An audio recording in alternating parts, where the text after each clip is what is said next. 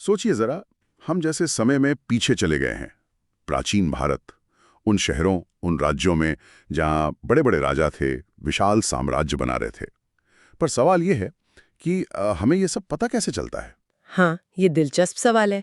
सुराग मिलते हैं, जैसे पत्थर पर लिखे हुए शब्द, पुरानी कहानियां और वो सिक्के जो उस जमाने में चलते थे। तो आज हम इसी पर थोड़ी गहराई से बात करेंगे। प्राचीन भारत के शुरुआती राज्य और उनकी अर्थव्यवस्थाएं, खासतौर पर वो दौर जिसे हम राजा, किसान और नगर के नाम से जानते हैं। बिल्कुल, मतलब महाजनपदों के बनने से लेकर मौर्य और फिर गुप्त साम्राज्य तक एक लंबा सफर है ये। और हमारे पास कुछ नोट्स, कुछ सामग्री भी है इस पर, जिनमें पुराने ग्रंथों का जिक्र है, खुदाई में मिली चीजों का, और जो विदेशी यात्री उस समय यहाँ आए उन्होंने जो लिखा। हाँ, उन सब स्रोतों से ही तस्वीर बनती है। तो हमारा मकसद आज ये समझना है कि उन राजाओं ने शुरुआती राज्यों को कैसे बनाया, वो समाज कैसे काम करता था, और हम इतिहासकार लोग ये सब कैसे पता लगाते हैं। चलें शुरू करें। जरूर। तो कहानी शुरू होती है लगभग 6ठी शताब्दी ईसा पूर्व से। एक बड़ा बदलाव आया भारत में, 16 महाजनपदों का उदय हुआ। हाँ, बौद्ध ग्रंथ है ना अंगुत्तर निकाय, उसमें इनकी लिस्ट भी है। हाँ, तो ये थे क्या आखिर ये महाजनपद? महाजनपद मतलब ये आप कह सकती हैं कि ये शुरुआती राज्य थे। बड़ी बड़ी प्रशासनिक इकाइयां, जैसे काशी, कोसल, अंग, मगध, वज्जी, मल, इस तरह के 16 बड़े राज्य थे। अच्छा, और इनमें शासन कैसे चलता था? सब जगह राजा ही थे? नहीं, सब जगह नहीं। कुछ में तो राजा का शासन था, मतलब राजतंत्र, जैसे मगध में, अवंती में। लेकिन कुछ जैसे वज्जी संघ, वो गणतंत्र थे। वहां शायद मिलजुल कर शासन होता था। और कुछ में कुलीन तंत्र भी था, जहां कुछ खास परिवारों का दबदबा था। और इन 16 में से मगध सबसे ताकतवर बनकर उभरा? हाँ, बिल्कुल। ऐसा क्यों हुआ? क्या खास बात थी मगध में? देखिए, मगध के आगे निकलने के पीछे कई वजह थी। एक तो उसकी लोकेशन, मतलब भौगोलिक स्थिति। पहली राजधानी राजगृह पहाड़ियों से घिरी थी, सुरक्षित। अच्छा। और बाद में राजधानी बनी पाटलिपुत्र। वो तो गंगा, सोन, गंडक नदियों के संगम पर थी, तो पानी का किला जैसा हो गया। व्यापार के लिए भी बहुत अच्छा। और संसाधन? हाँ, वो भी। जमीन बहुत उपजाऊ थी, धान खूब होता था, तो ज्यादा लोग रह सकते थे। फिर जंगल थे, तो लकड़ी मिले, और सेना के लिए हाथी भी मिले। हाथी सेना के लिए? हाँ, उस जमाने में हाथी सेना का अहम हिस्सा होते थे।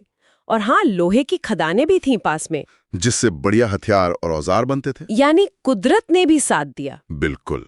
और इन सब के ऊपर वहां के शासक भी काफी योग्य निकले, जैसे हर्यक वंश के बिंबिसार, अजातशत्रु, फिर शिशुनाग वंश आया, फिर नंद वंश।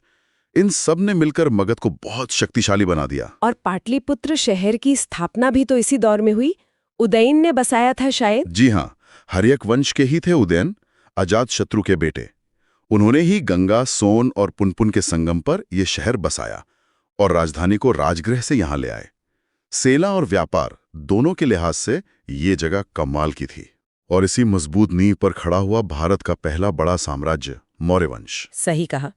लगभग 322 ईसा पूर्व चंद्रगुप्त मौर्य ने चाणक्य की मदद से नंद वंश को हराया और मौर्य साम्राज्य की नींव रखी। इस समय को समझने के लिए 2 किताबें बहुत अहम हैं, है ना? कौटिल्य का अर्थशास्त्र और यूनानी राजदूत मेगस्थनीज की इंडिका। हाँ, ये दोनों बड़े स्रोत हैं। तो चंद्रगुप्त मौर्य ने क्या किया? मतलब साम्राज्य तो स्थापित कर दिया, फिर? उन्होंने सिर्फ नंदों को ही नहीं हराया, बल्कि पश्चिम में जो यूनानी शासक थे, सेल्यूकस निकेटर, उनको भी पीछे धकेला। साम्राज्य की सीमाएं काफी बढ़ा दी और एक मजबूत शासन व्यवस्था भी बनाई। मेगस्थनीज उन्हीं के दरबार में आया था। चंद्रगुप्त के बाद कौन आया? उनके बेटी बिंदुसार। उनका शासनकाल भी ठीक ठाक रहा। कहते हैं कि तक्षशिला में विद्रोह हुआ था उनके समय, जिसे उनके बेटे अशोक ने जाकर शांत किया था। और फिर आते हैं अशोक, मौर्य वंश के सबसे प्रसिद्ध शासक, जिनके बारे में हम सबने सुना है। हाँ, अशोक लगभग 273 से 232 ईसा पूर्व उनके जीवन में एक बहुत बड़ा मोड़ आया, कलिंग युद्ध। कलिंग युद्ध? हाँ, क्या हुआ था उसमें? अपने राज्याभिषेक के 8वें साल, मतलब करीब 261 ईसा पूर्व में अशोक ने कलिंग, जो आज का ओडिशा है, उस पर हमला किया। जीत तो गए, लेकिन उनके अपने ही एक शिलालेख, 13वें शिलालेख में लिखा है कि उस युद्ध में भयंकर खून खराबा हुआ। लाखों लोग मारे गए या बंदी बना लिए गए। ये सब देखकर अशोक का मन एकदम बदल गया। अच्छा। हाँ, उन्होंने फैसला किया कि अब वो हथियार से नहीं बल्कि धम्म से जीतेंगे, मतलब नैतिक सिद्धांतों से। तो ये धम्म क्या था? कोई नया धर्म शुरू किया था अशोक ने? नहीं, ये कोई नया धर्म नहीं था। धम्म असल में नैतिक और सामाजिक व्यवहार के कुछ सिद्धांत थे। हाँ, उन पर बौद्ध धर्म का असर दिखता है, पर यह पूरी तरह बौद्ध धर्म भी नहीं था। तो क्या सिद्धांत थे इसमें? मुख्य बातें थीं जीवों को चोट ना पहुंचाना यानी अहिंसा, माता पिता और बड़ों का आदर करना, गुरुओं का सम्मान करना, दोस्तों, रिश्तेदारों, सेवकों, ब्राह्मणों सबके साथ अच्छा व्यवहार करना, सादा जीवन जीना, कम खर्च करना, कम जमा करना, ऐसी बातें। सुनने में तो बहुत अच्छा लगता है। हाँ, और अशोक ने सिर्फ कहा नहीं, उन्होंने खुद भी इन पर अमल किया और अपनी प्रजा को भी करने को कहा। लेकिन इतने बड़े साम्राज्य में से फैलाया कैसे होगा? उसके लिए उन्होंने कई तरीके अपनाए। एक तो धम्म महामात्र नाम के खास अधिकारी नियुक्त किए। धम्म महामात्र? हाँ, इनका काम था धम्म की बातें लोगों तक पहुंचाना, ये देखना कि लोग नैतिक जीवन जी रहे हैं या नहीं, और लोगों की भलाई का ध्यान रखना। और दूसरा, और ये बहुत महत्वपूर्ण है, उन्होंने अपने संदेश पत्थर की बड़ी बड़ी शिलाओं और खंभों पर खुदवाए। हाँ, अशोक के शिलालेख। बिल्कुल, और ये सिर्फ एक लिपि में नहीं, बल्कि ब्राह्मी, खरोष्ठी, यूनानी, अरामी कई लिपियों में लिखवाए गए, ताकि जहां जो लिपि पढ़ी जाती हो वहां के लोग समझ सकें। ये तो कमाल की बात है। और इतना ही नहीं, उन्होंने अपने बेटे महेंद्र और बेटी संघमित्रा को धम्म का संदेश लेकर श्रीलंका भी भेजा था। वाह! पर ये जो शिलालेख हैं, इन पे जो लिपियां हैं, उन्हें पढ़ा कैसे गया? ये तो बहुत पुरानी होंगी। हाँ, ये सदियों तक एक पहेली बनी रही। फिर 1837 में ईस्ट इंडिया कंपनी के एक अफसर थे, जेम्स प्रिंसेप। James Prinsep? हाँ, नाम सुना है। उन्होंने कमाल का काम किया। उन्होंने ब्राह्मी और खरोष्ठी इन दोनों लिपियों को पढ़ने में सफलता हासिल की। ब्राह्मी जो बाएं से दाएं लिखी जाती है और खरोष्ठी जो दाएं से बाएं। अच्छा, खरोष्ठी दाएं से बाएं? जी, प्रिंसेप के काम के बाद ही अशोक के शिलालेखों का मतलब समझ में आया। और एक दिलचस्प बात यह है कि ज्यादातर लेखों में अशोक का नाम अशोक नहीं लिखा है। तो क्या लिखा है? उन्हें प्रियदर्शी कहा गया है, मतलब देखने में प्रिय, या देवानम प्रिय यानी देवताओं का प्रिय। उनका असली नाम अशोक तो कुछ ही छोटे शिलालेखों में मिलता है, जैसे मस्की वाला। ये तो वाकई दिलचस्प है। अच्छा, मौर्यों का शासन चलाने का तरीका कैसा था? क्या वो भी इतना ही व्यवस्थित था? हाँ, अर्थशास्त्र जैसी किताबों से जो अंदाजा लगता है वो यही है कि शासन काफी व्यवस्थित था। केंद्र में राजा होता था, लेकिन उस पर मंत्रियों की एक परिषद, मतलब काउंसिल का नियंत्रण भी रहता था। अच्छा। राज्य के 7 अंग माने जाते थे: राजा, मंत्री जिन्हें अमात्य कहते थे, राज्य क्षेत्र, जनपद, किला, दुर्ग, खजाना, कोष, सेना और मित्र राज्य। पूरा एक सिस्टम था मतलब। बिल्कुल। केंद्र का शासन कई विभागों में बटा था, फिर पूरा साम्राज्य प्रांतों में बंटा था। तक्षशिला, उज्जैनी, तोसाली, सुवर्णगिरी ये कुछ मुख्य प्रांतीय राजधानियां थीं, और पाटलिपुत्र तो केंद्र था ही। शहरों का इंतजाम कैसे होता था? शहरों के लिए तो मेगास्थनीज के अनुसार 30 सदस्यों की एक बड़ी समिति होती थी, जो आगे 6 छोटी समितियों में बटी थीं। हर समिति का अपना अलग काम था, जैसे उद्योग देखना, व्यापार का ध्यान रखना, जन्म मरण का हिसाब रखना वगैरह। और गांव? गांव का मुखिया ग्रामिक या ग्रामीणी कहलाता था। और अर्थव्यवस्था? पैसा कहाँ से आता था? खेतीबाड़ी? हाँ, अर्थव्यवस्था का आधार तो खेती ही थी, लेकिन व्यापार भी खूब होता था, जमीन और जल दोनों रास्तों से। और सिक्के चलते थे उस समय? जी हाँ, सिक्के चलन में थे, खासकर पंचमार्क सिक्के, जिन्हें आहत सिक्के भी कहते हैं। पंचमार्क मतलब? ये ज्यादातर चांदी के होते थे। इन पर किसी राजा की तस्वीर या नाम नहीं होता था, बल्कि अलग अलग चिन्ह जैसे पहाड़, पेड़, जानवर या सूरज, चांद वगैरह ठप्पा मारकर बनाए जाते थे। इसीलिए इन्हें पंचमार्क या आहत मतलब चोट मारकर बनाया हुआ कहते हैं। हाँ। अच्छा, सोने के सिक्के भी थे? सोने के सिक्कों का जिक्र निष्क नाम से मिलता है, चांदी के कारशापन और तांबे की काकड़ी का भी। तो हाँ, मुद्रा व्यवस्था थी। हम शिलालेखों की बात कर रहे थे। ये सिर्फ राजा के आदेश या उनकी तारीफें ही नहीं हैं, ये तो जैसे इतिहास के दरवाजे खोल देते हैं। बिल्कुल सही कहा आपने। शिलालेखों का अध्ययन, एपिग्राफी, हमें बीते वक्त में झांकने का मौका देता है। अशोक के अलावा भी कई उदाहरण हैं जो बहुत जानकारी देते हैं। जैसे कुछ और उदाहरण देंगी? जरूर। जैसे कलिंग के राजा खारवेल का हाथी गुम्फा अभिलेख है, उड़ीसा में, ब्राह्मी लिपि में है। हाँ, खारवेल, इसमें क्या खास है? इसमें खारवेल की जीतों का जिक्र है। उसने लोगों के लिए क्या क्या काम करवाए, जैन धर्म को कैसे संरक्षण दिया, यहाँ तक कि मगध पर उसकी जीत का भी जिक्र है। इससे हमें उस समय के कलिंग के बारे में काफी कुछ पता चलता है। वाह। और दक्षिण भारत से? हाँ, महाराष्ट्र में नाना घाट गुफा है, पुना के पास। वहां सातवाहन रानी थी, नागनिका। उनका एक अभिलेख मिला है। सातवाहन रानी का? जी, इसमें उनके पति राजा सातकर्णी प्रथम का जिक्र है और उन्होंने जो बड़े बड़े यज्ञ करवाए थे उनका भी वर्णन है। इससे सातवाहन वंश की पुष्टि होती है, उनकी धार्मिक मान्यताएं पता चलती हैं और उस समय की आर्थिक स्थिति का भी अंदाजा लगता है। और वो एक झील की मरम्मत को भी तो किस्सा है किसी शिलालेख में। हाँ, आप सुदर्शन झील की बात कर रहे हैं। वो गुजरात में जूनागढ़ से मिला है, शक शासक रुद्रदामन का अभिलेख। हाँ, वही। उसमें ये लिखा है कि मौर्यों के समय बनी सुदर्शन झील का बांध टूट गया था, तो रुद्रदामन ने अपने खर्चे से उसकी मरम्मत करवाई। ये उस जमाने की इंजीनियरिंग का तो उदाहरण है ही, साथ में रुद्रदामन की अपनी तारीफें भी हैं। और ये संस्कृत में लिखे शुरुआती बड़े अभिलेखों में से एक माना जाता है। संस्कृत में? अच्छा। और गुप्तकाल का प्रयाग प्रशस्ति, वो तो बहुत मशहूर है। अरे हाँ, वो तो क्लासिक है। गुप्त सम्राट समुद्रगुप्त का प्रयाग प्रशस्ति अब इलाहाबाद यानी प्रयागराज में है। इसे उनके दरबारी कवि हरिशेन ने लिखा था। संस्कृत में है, 33 लाइनें हैं। इसमें क्या है? इसमें समुद्रगुप्त के जीवन, उनकी जीतों का बड़ा लंबा चौड़ा विस्तृत वर्णन है। जी। उत्तर भारत के राजाओं को कैसे हराया, जंगली कबीलों को कैसे जीता, दक्षिण के राजाओं के साथ क्या नीति अपनाई, सब कुछ लिखा है।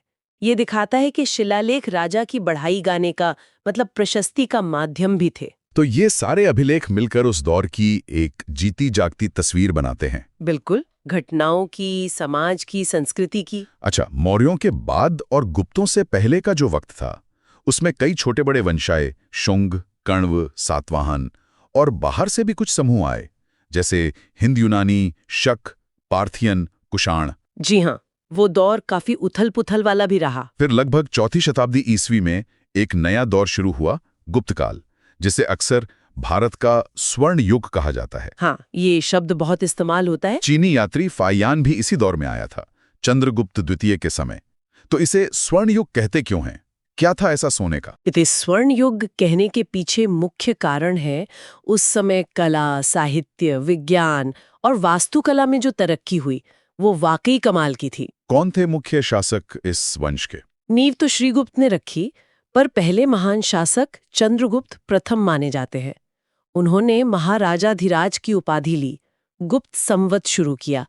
फिर उनके बेटे आए समुद्रगुप्त। हाँ, जिनका प्रयाग प्रशस्ति हमने अभी डिस्कस किया। भारत का नेपोलियन भी कहते हैं इन्हें। हाँ, कह दिया जाता है। उनकी जीतों की वजह से उनकी दक्षिण भारत की नीति भी बड़ी दिलचस्प थी। क्या थी वो? उन्होंने दक्षिण के करीब 12 राजाओं को हराया तो, लेकिन फिर उनके राज्य उन्हें वापस लौटा दिए। बस उनसे तोहफे और टैक्स वगैरह लिए। शायद उन्हें लगा कि इतने दूर के इलाकों पर सीधा कब्जा रखना मुश्किल होगा। काफी दूरदर्शी नीति थी। समुद्रगुप्त के बाद फिर आए चंद्रगुप्त द्वितीय, जिन्हें विक्रमादित्य की उपाधि मिली। इनका दौर लगभग 375-414 ई भी बहुत महत्वपूर्ण था। इनके दरबार में कहते हैं नवरत्न थे। नवरत्न? हाँ, कालिदास वगैरह। बिल्कुल, कालिदास जैसे महान कवि और नाटककार, वराह मिहिर जैसे खगोल शास्त्री, अमर सिंह जैसे कोशकार, ये सब उनके दरबार की शोभा थे। और विज्ञान के क्षेत्र में? विज्ञान में तो ये दौर वाकई शानदार था। महान गणितज्ञ और खगोल शास्त्री आर्यभट्ट इसी काल के थे, पटना के पास के। उन्होंने ही शून्य और दशमलव प्रणाली को व्यवस्थित रूप दिया, बताया कि पृथ्वी अपनी धुरी पर घूमती है। अरे वाह। हाँ, वराह मिहिर ने खगोल विज्ञान पर पंच सिद्धांतिका जैसी किताबें लिखीं। चिकित्सा में धन्वंतरी का नाम लिया जाता है, हालांकि उनके बारे में पुख्ता जानकारी थोड़ी कम है। और कला और संस्कृति, मंदिर वगैरह? वास्तुकला में देखें तो मंदिरों का निर्माण इसी काल में सही तरीके से शुरू हुआ, जैसे उत्तर प्रदेश में देवगढ़ का दशावतार मंदिर या मध्य प्रदेश में भुमरा का शिव मंदिर। ये शुरुआती मंदिरों के बेहतरीन उदाहरण हैं। मूर्तिकला? मूर्तिकला के भी बड़े केंद्र थे मथुरा, सारनाथ, पाटलिपुत्र। बुद्ध की और हिंदू देवी देवताओं की बहुत सुंदर मूर्तियां बनी। और चित्रकला, अजंता और बाघ की गुफाओं में जो चित्र मिलते हैं वो तो अद्भुत हैं। और साहित्य में कालिदास का तो नाम ले ही लिया। हाँ, कालिदास ने अभिज्ञान शाकुंतलम, मेघदूत, रघुवंशम जैसे नाटक और काव्य लिखे जो आज भी दुनिया भर में मशहूर हैं। इन सब वजहों से ही मतलब कला, साहित्य, विज्ञान में जो ऊंचाई हासिल हुई, उसे देखते हुए इसे सांस्कृतिक और बौद्धिक दृष्टि से स्वर्ण युग कहा जाता है। लेकिन यहाँ एक सवाल उठता है, क्या ये वाकई हर लिहाज से मतलब समाज के हर तबके के लिए स्वर्ण युग था? हाँ, ये बहुत जरूरी सवाल है। देखिए, सांस्कृतिक और बौद्धिक उपलब्धियां तो थीं, इसमें कोई शक नहीं, लेकिन अगर हम समाज को देखें तो उस समय वर्ण व्यवस्था यानी ब्राह्मण, क्षत्रिय, वैश्य, शूद्र का जो बंटवारा था वो काफी कठोर हो गया था। शूद्रों और महिलाओं की स्थिति उतनी अच्छी नहीं थी। छुआछूत की बुराई भी मौजूद थी। फाहियान ने भी इसका जिक्र किया है। अच्छा। हाँ, दास प्रथा भी थी और कुछ सामाजिक कुरीतियां जैसे एक से ज्यादा शादियां करना या सती प्रथा। सती प्रथा का तो पहला पक्का अभिलेखीय सबूत इसी काल का मिलता है। कहाँ से? मध्य प्रदेश में एरण नाम की जगह है, वहां से 510 ईस्वी का एक लेख मिला है जिसमें गोपराज नाम के एक सेनापति की मौत के बाद उसकी पत्नी के सती होने का जिक्र है। ओह, तो फिर स्वर्ण युग कहना कहाँ तक सही है? इसीलिए जब हम स्वर्ण युग कहते हैं तो हमें ये ध्यान रखना चाहिए कि ये शायद समाज के ऊंचे तबके, शासक वर्ग या सांस्कृतिक नजरिए से ज्यादा सच लगता है। आम आदमी की जिंदगी में या सामाजिक बराबरी के लिहाज से शायद उतनी चमक नहीं थी। तो इस शब्द पर थोड़ा सोच समझ कर ही इस्तेमाल करना चाहिए। ये बात तो है। अच्छा, शासकों की पहचान और ताकत सिर्फ उनके शिलालेखों से ही नहीं, उनके चलाए सिक्कों से भी पता चलती है ना? हाँ, बिल्कुल। सिक्के उस दौर की अर्थव्यवस्था, व्यापार, कला, धर्म, यहाँ तक कि राजा के पसंद नापसंद के बारे में भी बहुत कुछ बता देते हैं। भारत में सबसे पहले राजा के नाम और तस्वीर वाले सिक्के किसने चलाए थे? ये हिंद यूनानी शासकों ने शुरू किया था, जो इंडो ग्रीक कहलाते हैं, जैसे मिनांडर वगैरह। उनसे पहले जो पंचमार्क सिक्के थे, उन पर राजा का नाम या तस्वीर नहीं होती थी। और सोने के सिक्के? वो कब ज्यादा चले? सोने के सिक्के सबसे बड़े पैमाने पर कुषाण शासकों ने चलाए, खासकर कनिष्क के समय में। कुषाण? उनकी ताकत का क्या राज था? उनकी ताकत का एक बड़ा राज था रेशम मार्ग, सिल्क रूट पर उनका नियंत्रण। ये रास्ता चीन से मध्य एशिया होते हुए रोमन साम्राज्य तक जाता था। भारत से मसाले, मोती, मलमल वगैरह रोम जाते थे और वहां से बदले में खूब सोना आता था। अच्छा, तो उसी सोने से सिक्के बनते होंगे? हाँ, शायद इसीलिए कुषाणों ने इतने सोने के सिक्के जारी किए। ये उनके साम्राज्य की समृद्धि दिखाता है। और गुप्त काल के सिक्के? गुप्त शासकों के सिक्के भी बहुत मशहूर हैं, बहुत सुंदर और कलात्मक माने जाते हैं, और वो राजाओं की रुचियों को भी दिखाते हैं। जैसे समुद्रगुप्त को कुछ सिक्कों पर वीणा बजाते हुए दिखाया गया है। वीणा बजाते हुए? वाह! हाँ, इससे पता चलता है कि उन्हें संगीत का शौक रहा होगा। चंद्रगुप्त द्वितीय के कुछ सिक्कों पर उन्हें शेर का शिकार करते हुए दिखाया गया है, उनकी वीरता दिखाने के लिए। तो सिक्के भी कहानी कहते हैं। बिल्कुल। और जब बाद में 6ठी शताब्दी के आसपास सोने के सिक्के कम मिलने लगते हैं तो कुछ इतिहासकार सोचते हैं कि शायद अर्थव्यवस्था में गिरावट आई होगी या व्यापार कम हो गया होगा। इन सिक्कों, लेखों और राजाओं के अलावा उस दौर के आम लोगों की रोजमर्रा की जिंदगी के बारे में कुछ अंदाजा मिलता है? किसान, कारीगर, शहर के लोग? हाँ, थोड़ी बहुत झलकियां मिलती हैं। अर्थव्यवस्था का आधार तो खेती ही थी। सिंचाई के लिए कुएं, तालाब, नहरें, झीलें, इनका इस्तेमाल होता था। जैसे हमने सुदर्शन झील की बात की। हाँ। व्यापार के रास्ते थे, जमीनी भी और समुद्री भी। शहर सिर्फ राजधानियां नहीं थे, बल्कि शिक्षा, प्रशासन, व्यापार और क्राफ्ट्स के बड़े केंद्र भी थे। जैसे तक्षशिला, उज्जैनी, मथुरा, पाटलिपुत्र, वैशाली। और समाज कैसा था? मौर्यों के समय से गुप्त काल तक कुछ बदला? हाँ, ऐसा लगता है कि मौर्य काल में जहां अशोक ने नैतिक नियमों पर ज्यादा जोर दिया था, वहीं गुप्त काल तक आते आते वर्ण व्यवस्था पर आधारित सामाजिक नियम और रीति रिवाज ज्यादा जटिल और कठोर हो गए थे। तो हमने आज महाजनपदों के बनने से लेकर मौर्य और फिर गुप्त साम्राज्यों तक का एक लंबा सफर तय किया। जी हाँ, काफी बड़ा कालखंड है ये। और हमने देखा कि कैसे पत्थर पर खुदे अक्षर, पुरानी किताबें, यात्रियों के नोट्स और यहाँ तक कि ये पुराने सिक्के भी हमें उन राजाओं, उनके शासन, उनकी लड़ाइयों, उनकी कला, उनके धर्म और उस समय के समाज के बारे में कितनी गहरी जानकारी देते हैं। सही कहा, ये सब टुकड़े जोड़कर ही इतिहास की तस्वीर बनती है। पर कुछ लकीरें नहीं थे। इन्होंने भारत की सभ्यता, कला, संस्कृति, शासन के तरीकों को एक ऐसी शक्ल दी जिसका असर शायद आज भी हम कहीं ना कहीं महसूस करते हैं। बिल्कुल। और इस पूरी बातचीत के बाद ना एक ख्याल मेरे मन में आ रहा है। हाँ, बताइए। हमने आज ज्यादातर बात की शक्तिशाली राजाओं की, उनके शानदार शिलालेखों की, उनके दरबारी कवियों की लिखी प्रशस्तियों की, है ना, और ऊंचे तबके की कला और विज्ञान की कामयाबियों की। हाँ, क्योंकि ज्यादातर सबूत उन्हीं के मिलते हैं। वही तो, ये जानना जरूरी है। पर ये इतिहास का एक खास नजरिया है, शासक वर्ग का नजरिया। लेकिन उन आम किसानों का क्या? वो कारीगर, वो शहरों और गांवों में रहने वाले साधारण लोग, जिनकी मेहनत पर ही तो ये बड़े बड़े साम्राज्य टिके थे। ये तो सोचने वाली बात है। इन सरकारी इतिहासों और राजाओं की तारीफों के बीच उनकी अपनी कहानियां कितनी दर्ज हो पाईं और कितनी अनकही रह गईं। हमें ये भी सोचना चाहिए कि जब हम इतिहास पढ़ते या सुनते हैं तो हम दरअसल किन की आवाज सुन रहे होते हैं और किन की कहानियां पीछे छूट जाती हैं। सही कहा। क्या हम कभी सच में जान पाएंगे कि उस कथित स्वर्ण युग में एक आम इंसान की जिंदगी असल में कैसी थी, उन बातों से परे जो शासक वर्ग ने लिखवाना जरूरी समझा? न जाने कितनी अनकही दास्तानें छिपी होंगी इतिहास के इन पन्नों के बीच।